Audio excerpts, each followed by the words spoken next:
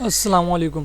पिछली वीडियोस में हमने जैसा कि एक सीरीज़ कंटिन्यू की हुई है, तो हमने पिछली दो वीडियोस में लॉजिकल इवेंट्स को देखा था और इस वीडियो में हमने लॉजिकल इवेंट्स को ज़रा कम्प्लीटली एक नज़र में देखा था कि लॉजिकल इवेंट्स क्या हैं और कैसे होता है। तो नेक्स्ट ये जो पिछली वीडियो हमारी लास्ट वीडियो रही है, ठीक है, उसमें हमने ये देखा है कि वाइकॉफ के अंदर जो 7 लॉजिकल इवेंट्स होते हैं, उसमें जो पहले 2 लॉजिकल इवेंट्स हैं जिसे हम प्रीलिमिनरी स्टॉप एंड क्लाइमेक्स कहते हैं, ठीक है, तो उनका क्या रोल है मार्केट में। तो वो वीडियो का यही जो पार्ट है, अब ये इस वीडियो का नेक्स्ट पार्ट होने जा रहा है जिसमें हम वाइकॉफ के नेक्स्ट लॉजिकल इवेंट्स को पढ़ने जा रहे हैं, ठीक है। ये पार्ट 2 होगा, ठीक है, क्योंकि हम ज़रा डिटेल से पढ़ रहे हैं लॉजिकल इवेंट्स का। तो अब हमारे पास, जैसा कि हमने पीछे पढ़ा था कि वाइकॉफ में 2 लॉजिकल इवेंट्स होते हैं, ज़रा मैं आपकी रिवीजन करवा देता हूँ। पीछे जो हमने 2 लॉजिकल इवेंट्स पढ़े, वैसे 7 लॉजिकल इवेंट्स होते हैं, 2 हमने पीछे पढ़ लिए हैं, ठीक है। पहला लॉजिकल इवेंट क्या होता है? प्रीलिमिनरी स्टॉप, ठीक है, मार्केट में पहली ब्रेक के तौर पर जो काम करता है, ये आपका प्रीलिमिनरी स्टॉप होता है। और दूसरा लॉजिकल इवेंट्स आपका क्लाइमेक्स होता है, ठीक है, जिसमें हम बाइंग या सेलिंग का अरूज देखते हैं। अब इसकी एग्जांपल कैसे है? इसकी एग्जांपल ऐसे है कि मार्केट लाइक ऐसे डाउन आ रही थी, ठीक है, तो यहाँ पे पहले आपके इस जगह पे सेल में हाई वॉल्यूम लगना शुरू होंगे जो कि प्रीलिमिनरी स्टॉप की तरह होगा। फिर यहाँ आपका क्लाइमेक्स आएगा, ठीक है, और क्लाइमेक्स वो होगा जो कि ये कंफर्म करेगा कि अब ये जो क्लाइमेक्स है ना, ये हमें कंफर्म करेगा कि यहाँ पे मार्केट ने क्या किया है। ये क्लाइमेक्स होगा, ये वाला जो पॉइंट होगा ना, ये क्लाइमेक्स के तौर पर लिया जाएगा, सही है। अब ये यहाँ कंफर्म होगा कि यहाँ पे स्मार्ट मनी ने एक्चुअली में क्या किया है, कि अब वाक़तन स्मार्ट मनी यहाँ से बाइंग कर रही है, सेलिंग कर रही है, ठीक है। अब ये जो क्लाइमेक्स है, अब यहाँ पे भी प्रीलिमिनरी स्टॉप लगा है, ठीक है, यहाँ पे अब हमें कैसे पता लगेगा ये क्लाइमेक्स होगा, ठीक है। अगर हम इस पॉइंट को देखना चाह रहे हैं तो क्लाइमेक्स कैसे होगा, या ये पॉइंट हमारा क्लाइमेक्स होगा। अब ये हमारे लिए एक क्वेश्चन होगा, ठीक है। अब ये वाला जो चीज़ होगा, मार्केट डाउन आ रही है, अगर मार्केट ने यहाँ से रिवर्स करना है, ठीक है, तो हमारे पास जो ऊपर वाला पॉइंट होगा वो होता है प्रीलिमिनरी स्टॉप, जिसे हम पहली ब्रेक के तौर पे लेते हैं, ज़रा हाई वॉल्यूम और विक्स के साथ लगना शुरू हो जाता है, ये आपका प्रीलिमिनरी स्टॉप हो जाता है। लेकिन जो आपका क्लाइमेक्स होता है, क्लाइमेक्स कौन सा होता है? क्लाइमेक्स एक ऐसा पॉइंट होता है जहाँ पे स्मार्ट मनी वाक़तन रिवर्स ले लेती है, ठीक है। और हमने ये पढ़ा था कि जो क्लाइमेक्स है वो कन्फर्म होता है तीसरे इवेंट से, जिसे कि हम रिएक्शन कहते हैं। अब इस लेग में आपका क्लाइमेक्स हम किससे लेंगे? इस लेग में मान लेते हैं कि ये आपका क्या है, ये आपका क्लाइमेक्स है, यहाँ मैं लिख देता हूँ, ठीक है। इसे हम सेलिंग क्लाइमेक्स के तौर पे ऐड करेंगे, ठीक है, सेलिंग क्लाइमेक्स, ये मैंने यहाँ लिख दिया, ठीक है। ये आपका पीएस लगा है, प्रीलिमिनरी स्टॉप, फिर आपको ये सेलिंग क्लाइमेक्स आया। चलें, अब ये आपका सेलिंग क्लाइमेक्स आया, लेकिन हमें कैसे पता चलेगा कि वाक़तन वही पॉइंट है जहाँ पे बस सेलर ख़त्म हो गए हैं, मार्केट में इतनी बाइंग आ गई है कि मार्केट अब बाइंग में जा रही है, स्मार्ट मनी बाइंग कर रही है। तो हमें ये चीज़ कैसे कंफर्म होगी? ये हमें कंफर्म होगी वाइकॉफ के इवेंट नंबर 3 के साथ। अब यहाँ मैं लिख देता हूँ, जो इवेंट नंबर वाइकॉफ का 3 है,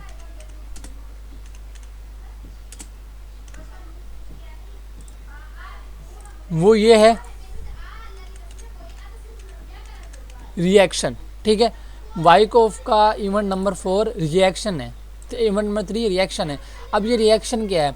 अब देखें, जैसा कि हमने छोटे होते भी आपने पढ़ा होगा, ठीक है, या आप हर कोई ये बात जानता है कि हर एक्शन का एक रिएक्शन होता है, ठीक है। न्यूटन का लॉ भी है कि हर एक्शन का एक रिएक्शन होता है, मगर वो अपोजिट डायरेक्शन में होता है, ठीक है। अगर आप गेंद ज़मीन पर बाउंस कर रहे हैं, एक एक्शन है, तो उसका भी रिएक्शन आएगा कि ज़मीन वो गेंद टकरा के वापस आएगी, ठीक है। तो अगर वाक़तन स्मार्ट मनी ने यहाँ पे सेलिंग की है या बाइंग की है, कोई भी वट एवर सिनेरियो है, ठीक है, अगर मार्केट ने यहाँ पे वाक़तन सेलिंग की है, इस जगह पे यहाँ पे बाइंग की है, सेलिंग कह रहा हूँ, यहाँ पे बाइंग की है, और यहाँ पे स्मार्ट मनी बाइंग कर रही थी, दूसरे लोग सेलिंग कर रहे थे।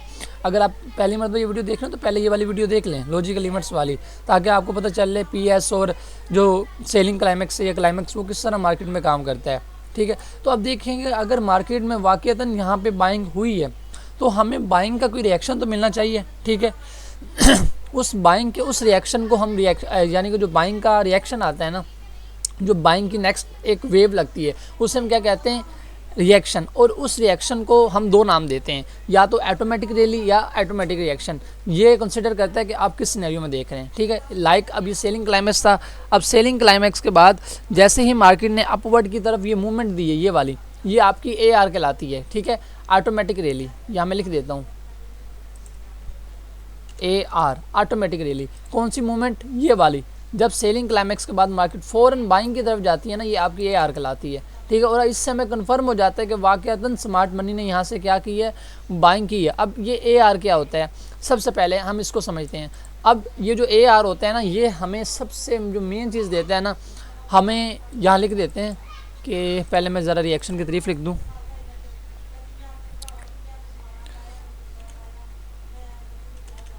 After the appearance of the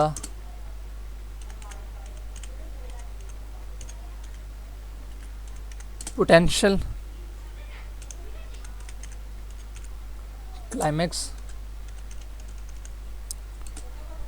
there will be an automatic reaction. ठीक है, that will visually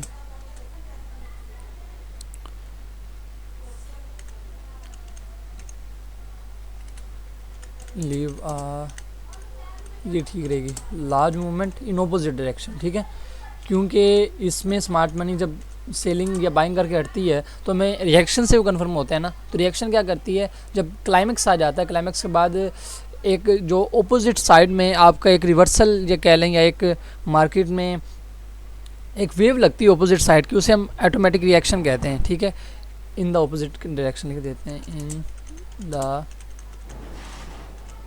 opposite direction. ठीक है, तो ये आप ये देख लें, ये रिएक्शन है। ठीक है, जब भी स्मार्ट मनी बाइंग या सेलिंग करती है, क्लाइमेक्स लगता है, तो क्लाइमेक्स लगने के बाद जो ऑपोजिट साइड पे उसकी वेव होती है, लाइक कि मार्केट सेलिंग क्लाइमेक्स में आ रही थी, ऐसे सेलिंग क्लाइमेक्स में आते हुए मार्केट ने जब नेक्स्ट बाय की वेव लगाई।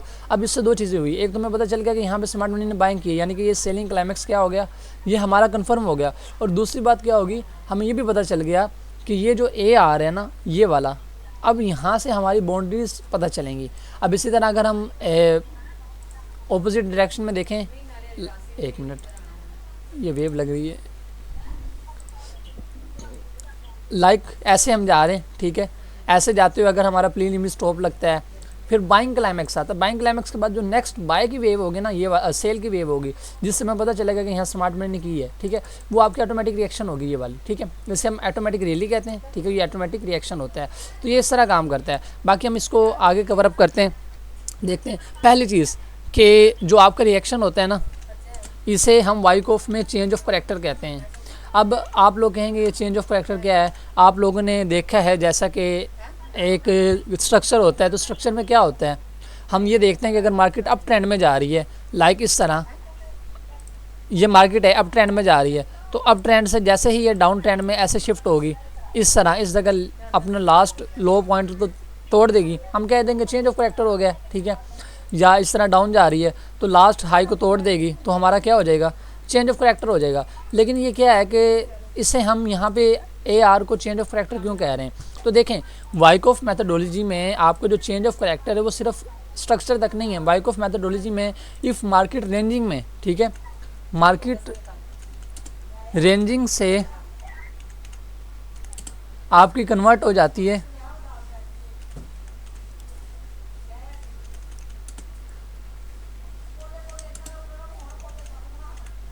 वाइकॉफ टर्मिनोलॉजी में, ये भी आपका चेंज ऑफ करैक्टर है। और अगर मार्केट एक ट्रेंड में थी, ट्रेंड आपका कन्वर्ट हो जाता है रेंजिंग में, लाइक कि अब मार्केट ने, क्योंकि मार्केट डाउनवर्ड आ रही थी, अपवर्ड जा रही थी, जैसे ही हमारा क्लाइमेक्स लगा, क्लाइमेक्स लगने के बाद जो हमारा रिएक्शन आया, उस रिएक्शन ने क्या किया, उस रिएक्शन ने मार्केट को एक रेंजिंग में डाल दिया। ठीक है, AR हमारी बाउंड्रीज डिफाइन करता है, ये आगे मैं आपको बताता हूँ। उन बाउंड्रीज की वजह से क्या होता है कि मार्केट में एक रेंजिंग स्टार्ट होती है, कम्युलेशन या डिस्ट्रीब्यूशन का प्रोसेस जारी होता है और मार्केट वहाँ से रिवर्सल लेती है। ठीक है, तो ये क्या होती है, मार्केट रेंजिंग में, तो ये देखेंगे मार्केट अगर रेंजिंग में, तो ये कन्वर्ट, अगर मार्केट रेंजिंग से ट्रेंड में कन्वर्ट हो जाती है, ये आपका चेंज ऑफ करैक्टर है। अगर ट्रेंड चल रहा था, ट्रेंड में भी मार्केट दोबारा रेंजिंग में आ जाती है, तो ये आपका क्या हो जाता है, ये भी आपका चेंज ऑफ करैक्टर है। ठीक है, तो AR को हम as a change of character consider करते हैं कि मार्केट में क्या हो गया, मार्केट में वाइकॉफ के अकॉर्डिंग हमारा चेंज ऑफ करैक्टर हो गया, मार्केट ने अपना किरदार बदल लिया है। अब मार्केट क्या कर रही है, मार्केट रेंजिंग में आ गई, पहले ट्रेंड में थी अब रेंजिंग में आ गई, और ये चेंज ऑफ करैक्टर ही है। ठीक है, तो आगे अब चेंज ऑफ करैक्टर आपको समझ आ गई। ठीक है, अब इसकी कंफर्मेशन कैसे होती है। ठीक है, इसकी कंफर्मेशन AR कंफर्म विद स्कैंडी टेस्ट। वाइकॉफ टर्मिनोलॉजी का जो चौथा इवेंट है ना, जो कि स्कैंडी टेस्ट है। ठीक है, वाइकॉफ स्कैमेटिक स्केल है। ठीक है, वो उसके ज़रिए हमें AR कंफर्म होता है कि वाकईतन ये AR हमारा काम करने वाला है या नहीं करने वाला। ठीक है, तो अब AR जो हमारा कंफर्म होता है वो किससे कंफर्म होता है, वो स्कैंडी टेस्ट के ज़रिए कंफर्म होता है। अब हम इसका ज़रा देख लेते हैं। अगर हम इसे देख लें अपना अकमुलेशन में, ठीक है, in the case of accumulation, in the case of accumulation ये आपकी ऑटोमेटिक रैली कहलाती है। ठीक है, इसका नाम क्या होगा, ऑटोमेटिक रैली। यहाँ मैं आपको बना देता हूँ, ठीक है, ताकि आपको आसानी रहे। आप लोग नोट्स बनाया करें लाजमी, ताकि आपको ये चीज़ें समझने में आसानी हो। ये मार्केट में सेलिंग क्लाइमेक्स लगा, ये जो बाय की ये वाली मूवमेंट होगी ना, इसे हम क्या कहेंगे, इससे हम कहेंगे AR, यानी कि ये वाली जो मूवमेंट होगी ना बाय की अप आई, ये वाली, ये आपकी AR है, ऑटोमेटिक रैली। ठीक है, और इसी तरह अगर आप डिस्ट्रीब्यूशन देख रहे हैं, ठीक है, in the case of distribution, ये आपका क्या होगा, ऑटोमेटिक रिएक्शन। और ये कैसे नज़र आएगा, ये इस तरह नज़र आएगा कि लाइक ये मार्केट जा रही है अपवर्ड में। ठीक है, अपवर्ड में जाते हो, आपका बाइंग क्लाइमेक्स लगा, बाइंग क्लाइमेक्स के बाद जो डाउन के नीचे वेव लगेगी ना, ठीक है, अब ये क्या होगी, ये हमारी कहलाएगी ऑटोमेटिक रिएक्शन। ठीक है, ना काम वही होगा, सिर्फ नाम चेंज हो जाएगा। ठीक है, और ज़रा रंग चेंज हो जाएगा। ठीक है, ये बाय की होगी, ये सेल की वेव होगी। ठीक है, तो इस तरह ये आपकी ऑटोमेटिक रिएक्शन होगी। ठीक है, अब इसके बाद क्या करता है, जैसे ही हमारा ऑटोमेटिक रिएक्शन मार्केट में आता है तो हम क्या करते हैं, ड्रॉ ट्रिगर लाइंस। क्या, ये सबसे इम्पोर्टेंट है कि हम ट्रिगर लाइन क्या करते हैं, ड्रॉ करते हैं ऑन AR। जैसे ही आप मार्केट में, जैसे ही आपका ये आ जाता है यहाँ पे क्लाइमैक्स, हम क्या करते हैं, इनके ऊपर ऐसे ट्रिगर लाइन ड्रॉ कर देते हैं। अब ये ट्रिगर लाइन होती है ना, इस तरह, ये ट्रिगर लाइन, ये हमारे लिए एक रेंज डिफाइन करते हैं, रेंज की बाउंड्रीज। ठीक है,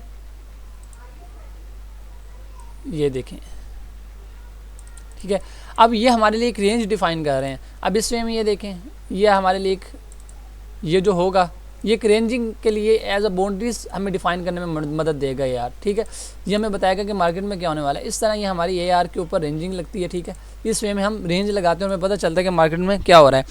अब ऑटोमेटिक रिएक्शन जो होता है, इससे हमें पता चलता है, अगर ये जैसा कि डिस्ट्रीब्यूशन में लगा तो ये शार्प नीचे की तरफ ड्रॉप होता है, और अगर ये अकमुलेशन में लगा तो ये अपवर्ड की तरफ ड्रॉप होता है। ठीक है, अब ऑटोमेटिक रिएक्शन होता क्यों है, देखें, ये या तो एक्सुएशन ऑफ डिमांड की वजह से होता है या सप्लाई की वजह से।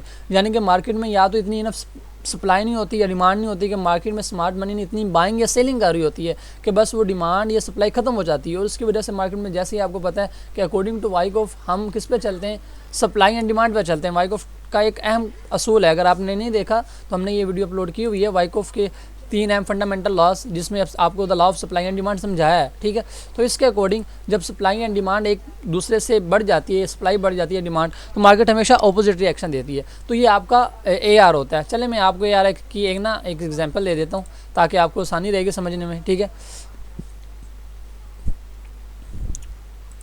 हम जाते हैं मार्केट में।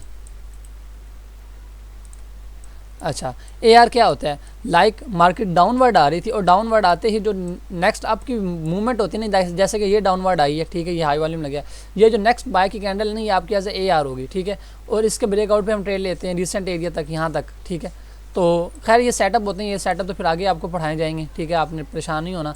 अब लाइक यहाँ पे आप देख लें, मार्केट डाउन आ रही थी। ठीक है, डाउन आते ये वाले डाउन आए हैं, फिर ये नेक्स्ट अप की जो मूवमेंट है ये आपकी क्या होगी, AR कहलाएगी। ठीक है, यहाँ और मैं आपको दिखा देता हूँ, ये आप देखें मार्केट अप जा रही थी, ये डाउनवर्ड जो मूवमेंट थी ये आपकी क्या थी, ये ऑटोमेटिक AR थी। ठीक है, ये बाइंग क्लाइमेक्स लगा, ये AR, इसके बाद देखें मार्केट डाउन आई है, ये देखें, ये अच्छी AR की एग्जांपल है। ये मार्केट डाउन है, ये सेलिंग क्लाइमेक्स लगा, नेक्स्ट बाय की कैंडल क्या होती है, ये आपकी AR होती है। हम इसके ऊपर ऐसे जो नेक्स्ट बाय की वेव या कैंडल लगती है ना, उसको ऐसे ऑटोमेटिक रैली के तौर पे लेते हैं, और ये एज ए ट्रिगर लाइन काम करती है, जैसे कि सपोर्ट एंड रेजिस्टेंस काम करती है। देखें ना, ये देखें इस वे में, ठीक है। मार्केट ने अंदर ज़रा रेंजिंग की, ये स्टार्ट किया, देखें ना छोटे टाइम फ्रेम में, तो ऐसे फिर मार्केट ने इसे ब्रेक किया, फिर इसका यहाँ इसे होल्ड रख के फिर मार्केट आगे बाइंग में गई है, ठीक है। तो ये VSA में सेटअप्स होते हैं। इंशाल्लाह जब VSA अब ये हमारा वाइकॉफ ख़त्म हो जाएगा अगले 3 से 4 लेक्चर्स में, फिर हम VSA स्टार्ट करेंगे, तो VSA के आपको ये चीज़ें वहाँ सेटअप है क्लाइमेटिक एक्शन बार के, तो वो सारे इन्हीं बेसिस पे हैं, ठीक है। तो आपको उन चीज़ों की समझ आ जाएगी। अब लाइक आगे मैं आपको और कोई एग्जांपल दिखाऊं, जैसा कि ये एक बाइंग क्लाइमेक्स आया है, ठीक है, ये लगते हुए अप्रैल में स्टॉप, ये बाइंग क्लाइमेक्स आया, इसके बाद ये नेक्स्ट जो वेव लगी, ठीक है, ये आपकी सेलिंग क्लाइमेक्स है, ठीक है। तो इसके बाद देख लें, अब इसके अलावा यहाँ और कोई देख लें लाइक डाउनवर्ड में। अब यहाँ मार्केट तो ज़रा रेंजिंग में थी, हाँ यहाँ देख लें, सही है कि ये मार्केट है थी ज़रा रेंजिंग कर रही थी, ठीक है। रेंजिंग करने के बाद ये एक बाय की कैंडल बनी, ठीक है, ये वाले इस जगह पे मार्केट, ये देख लेना, ये जो बाय की वेव है इसे हम पूरा लेते हैं, ठीक है। अब ये तो रिट्रेसमेंट में आएगी क्योंकि ये इनसाइड बाय टाइप बन रही है, ठीक है। ये आप देख लें, ये ज़रा गलत हो गया, ये वाली लाइन डला रहे थे, ये जो बाय की वेव है ये आपकी AR कहलाएगी। अब देख रहे हैं कि मार्केट इसी AR के यहाँ रेंजिंग करती रही, ये देखें, ठीक है, यहाँ पे रेंजिंग कर के सी के अंदर रही और इसके लो को होल्ड रखा, ठीक है। और इसके बाद क्या किया, ये देखें, जब ब्रेक किया तो मार्केट ये देखें अप गई। तो ये इस तरह ये काम करती है, ठीक है। तो ये जब सेटअप पढ़ लेंगे आप प्रॉपर, तो अभी तो हम सिर्फ थ्योरी पढ़ रहे हैं, ठीक है, थ्योरी में तो इतना नहीं समझ आता ना, तो ये तो थ्योरी है सिर्फ, फिर आपको समझ आ जाएगी, लेकिन थ्योरी भी बहुत ज़रूरी है ताकि आपको पता चले कि मार्केट में क्या हो रहा है। चलें जी, अब हम आगे मूव ऑन करते हैं, हम देखते हैं नेक्स्ट लॉजिकल इवेंट को। अब जैसा कि आपको पता चल गया, एक तो चेंज ऑफ फैक्टर होता है, दूसरा इसमें हम ट्रिगर लाइन्स ड्रा करते हैं, और ये कम्युलेशन में क्या होता है और डिस्ट्रीब्यूशन में क्या होता है। अब हमारे पास हो जाता है इवेंट नंबर 4, ठीक है, जिसे हम कहते हैं सेकेंडरी टेस्ट। यहाँ मैं लिख देता हूँ इवेंट नंबर 4, ठीक है। ये वाइकॉफ टर्मिनोलॉजी का चौथा अहम इवेंट है, ठीक है। इसमें आपने नो सप्लाई नो डिमांड के जो टेस्ट सुने होंगे VSA में यूज़ होते हैं, वो इसी से निकाले गए, यही समझ लें, ठीक है। वो जेनेरिक टेस्ट होते हैं, ये सेकेंडरी टेस्ट है, दोनों मैं आपको बता देता हूँ, ठीक है। बाकी अगर आप इन चीज़ों को ज़रा डेप्थ में सीखना चाहते हैं तो फिर हमारी मेंटरशिप होती है, ठीक है, आप उसका देख लें। जैसे नेक्स्ट बैच स्टार्ट हो रहा है तो आप ले सकते हैं, फिर उसमें ज़रा हम इन चीज़ों को ज़रा डेप्थ में समझाते हैं, सही है। तो अब सेकेंडरी टेस्ट क्या है? सेकेंडरी टेस्ट वाइकॉफ टर्मिनोलॉजी में या वाइकॉफ जो स्कीमेटिक्स हैं उसमें ये 4th इवेंट है, ठीक है। अब ये होता है क्या, सेकेंडरी टेस्ट हमेशा लो वॉल्यूम टेस्ट होता है, ये इतना कोई नहीं है, ठीक है, ये लो वॉल्यूम टेस्ट होते हैं, low volume test on AR triggers line और इन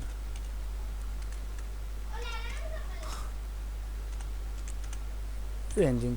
यानी कि secondary test low volume test होते हैं। जब मार्केट में हमने कहा ना कि यहाँ पे AR बन जाता है, तो AR बनने के बाद लाइक मार्केट यहाँ हम दोबारा हम ड्रॉ कर लेते हैं ताकि आपको भी रिवीजन होता रहेगा कि ये ऐसे हमारा सेकेंडरी टेस्ट लगा, ठीक है, और वो प्रीलिमिनरी स्टॉप लगा नीचे, फिर ऐसे सेलिंग क्लाइमेक्स आया, सेलिंग क्लाइमेक्स आने के बाद नेक्स्ट AR बना। अब AR बनने के बाद मार्केट क्या करती है, ज़रा रेंजिंग करती है, इसकी अपर और लोअर ट्रिगर लाइन को क्या करती है, टेस्ट करती है, जैसे कि मैंने आपको पिछले एग्जांपल्स दिखाई हैं, ठीक है। और यहाँ पे मूवमेंट देती है, फिर यहाँ पे अगला इवेंट शुरू होता है, चलें इसे छोड़ें, ठीक है। अब ये जो हमारी ट्रिगर लाइन होती है ना, ये वाली AR की ट्रिगर लाइन, ठीक है, मार्केट इसकी अपर और लोअर ट्रिगर लाइन का लो वॉल्यूम के साथ टेस्ट करती है, ठीक है। इसे हम क्या कहते हैं, सेकेंडरी टेस्ट, ठीक है।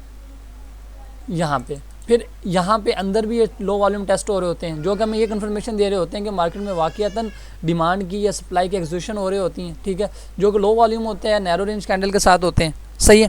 तो ये अपर और लोअर ट्रिगर लाइन में होते हैं, ठीक है। और अब सेकेंडरी टेस्ट क्या होता है, एक तो पहला आपको मैंने बताया जिस तरह कि ये AR के बाद होता है, दूसरा हमने पढ़ा था वाइकॉफ में 5 फेजेस होते हैं, मैं आपको फेज़ पढ़ाऊँगा। तो फेज़ B होता है, ठीक है, एक वो जब फेज़ पढ़ेंगे तो आपको समझ आ जाएगी, लेकिन फिलहाल समझ लें थोड़ा सा। फेज़ B में भी सेकेंडरी टेस्ट होता है आपका, ठीक है। फेज़ C जब मार्केट लिक्विडिटी स्वीप करती है, ठीक है, फेज़ C उसमें भी क्या होता है, उसके बाद भी मार्केट सेकेंडरी टेस्ट करती है, ठीक है। होता रहेगा। ये जब मार्केट इसका लिक्विडिटी स्वीप करेगी, जो कि हमारा इवेंट नंबर 5 है, इसका भी मार्केट यहाँ पे ऐसे टेस्ट करेगी, ठीक है। फिर इसके बाद मार्केट जैसे हमारा यहाँ पे ब्रेकआउट करती है, ठीक है, ब्रेकआउट करने के बाद भी टेस्ट करती है, फिर अपवर्ड हो जाती है, फिर भी वो टेस्ट करती रहती है। तो ये स्कैंडी टेस्ट ऐसा है कि ये मार्केट में बार बार होते हैं, ठीक है। ये सिर्फ लो वॉल्यूम टेस्ट होते हैं, ठीक है। अब दूसरे टेस्ट हो जाते हैं जेनेरिक टेस्ट, ठीक है। अब ये जेनेरिक टेस्ट क्या होते हैं, ये आपको पता ही होंगे, जो VSA को लोग जानते होंगे। असल में VSA बहुत ज़्यादा मशहूर है। VSA में ख़राबी कोई नहीं है, VSA अच्छा है, लेकिन एक चीज़ है कि VSA सिर्फ एक प्रैक्टिकल है, और जो मार्केट में ना आपको प्रैक्टिकल के साथ मार्केट की पिछली कंडीशन का भी पता होना ज़रूरी है कि एक्चुअल में मार्केट में पीछे क्या हो रहा है। अगर आपको ये चीज़ें नहीं पता कि असल में ऑटोमेटिक रैली क्या है, ये क्या है, सेलिंग क्लाइमेक्स क्यों लगता है, तो आप सिर्फ एक समझ लें कि लकीर के फ़कीर बने हुए हैं, ठीक है। जबकि जो वाइकॉफ मैथडोलॉजी है, हमें कोई प्रॉपर सेटअप नहीं देती। एक बात याद रखें, वाइकॉफ मैथडोलॉजी कभी भी आपको प्रॉपर सेटअप नहीं देती। वाइकॉफ मैथडोलॉजी सिर्फ एक काम करती है। वो काम क्या करती है, वो ये करती है कि ये आपको एक मार्केट का कंप्लीट कॉन्टेक्स्ट दे देती है, हार्मनी, डाइवर्जेंस, ये इतना कुछ बता देती है, ठीक है। VS से वाइकॉफ से निकाला गया है, ठीक है। वाइकॉफ से 4-5 मेथड हैं ट्रेड करने के, ठीक है। सब्सिक्वेंट शिफ्ट एनालिसिस होता है, प्राइस मूवमेंट एनालिसिस होता है, लेकिन सबसे ज़्यादा जो इन डिटेल एंड डेप्थ है, जहाँ प्रॉपर में सेटअप्स मिलते हैं, वो VS से। लेकिन लोग VS में फंसे हुए सेटअप में, वो ठीक है, उसमें कोई नहीं है, लेकिन आप कोशिश करेंगे वाइकॉफ की ज़रा हाव नाव रखें, ताकि आपको पता हो कि एक्चुअल में मार्केट मूव कैसे कर रही है, ठीक है। तो ये फेज़ B, फेज़ C और फेज़, ये आगे देखते हैं, फेज़ B में होंगे, फेज़ C में होंगे। खैर, ये लो वॉल्यूम टेस्ट होते हैं, ठीक है। इसको यहाँ से रिमूव करते हैं और ज़रा यहाँ जेनेरिक टेस्ट। अब जेनेरिक टेस्ट क्या होते हैं? जेनेरिक टेस्ट होता है आपका VSA टेस्ट, ठीक है, जिसमें VSA कहते हैं वॉल्यूम सेपरेट एनालिसिस को, ठीक है, जिसमें हम एक कैंडल और वॉल्यूम को देख के मैटर कर रहे होते हैं। अब ये क्या होता है, इस टेस्ट के अंदर दो चीज़ें होती हैं, ठीक है। पहला नो सप्लाई टेस्ट और नो डिमांड टेस्ट।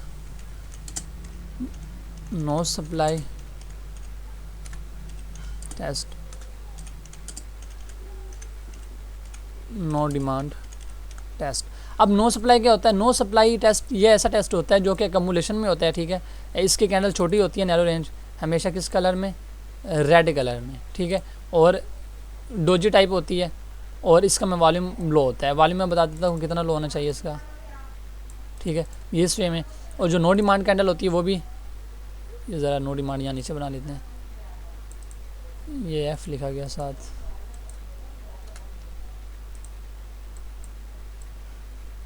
ठीक है।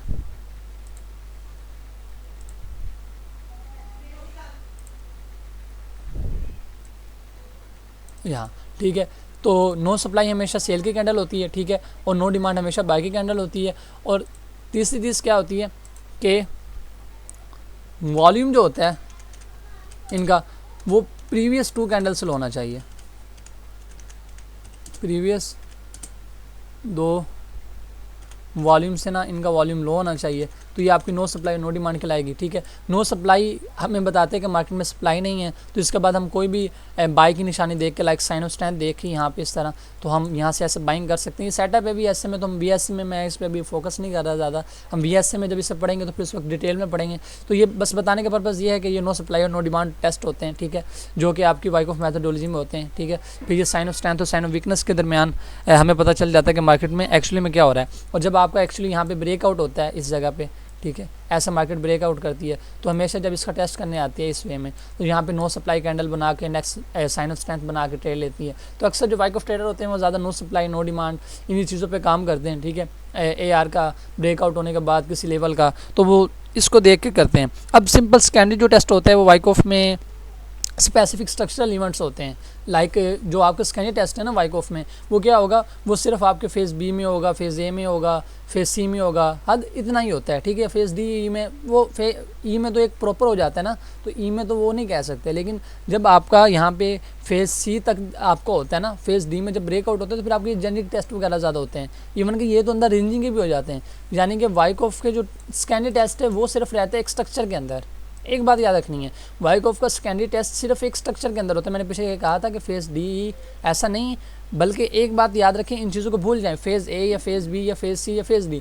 आप ये याद रखेंगे जो वाइकॉफ के स्कैंडी टेस्ट होते हैं एक स्ट्रक्चर लिमिट के अंदर होते हैं। जैसे एक स्ट्रक्चरल कॉन्टेक्स्ट बनाओ, यहाँ पे फेज़ में होंगे या फेज़ C के अंदर होंगे, ठीक है। जबकि वाइकॉफ का जो कि ये जेनिक टेस्ट होते हैं ना जो VSA के, ये हर जगह हो रहे होते हैं। विदाउट स्ट्रक्चर ऊपर मार्केट अप ट्रेंड में भागी जा रही है तो वहाँ हो रहे हैं, जबकि वहाँ तो एक स्कैंडी टेस्ट तो नहीं होंगे ना। स्कैंडी टेस्ट तो होते हैं हमारी ये जो लिमिट्स लगी हुई हैं, ये ऊपर वाली लाइंस लगी हुई हैं, इनका टेस्ट करने के लिए, ठीक है, एक रेंज को मापने के लिए, ना कि एक चलती मार्केट में। सही है, तो ये चीज़ें ज़रा क्लियर कर लीजिएगा। बाकी जी ठीक है जी, आगे हम अब इंशाल्लाह नेक्स्ट लेक्चर में मिलेंगे, जहाँ हम अगले इंशाल्लाह नेक्स्ट ही में हम तीनों कवर अप कर लेंगे जो हमारे पीछे रह गए हैं, शेक आउट, ब्रेकआउट और कन्फर्मेशन, ये 3 वाइकॉफ के अहम इवेंट। तो बाकी जी अगर आप न्यू हैं तो एक वीडियो जो कि मैं लाजमी सजेस्ट करता हूँ यहाँ देखिएगा, इस पर काफ़ी मेहनत की थी मैंने, ठीक है, how to become a millionaire with trading, ठीक है, ताकि आपको एक कंप्लीट रोड मैप मिल सके ट्रेडिंग का। बाकी इंशाल्लाह मिलते हैं नेक्स्ट लेक्चर में, अपना ख्याल रखिएगा, अल्लाह हाफिज़।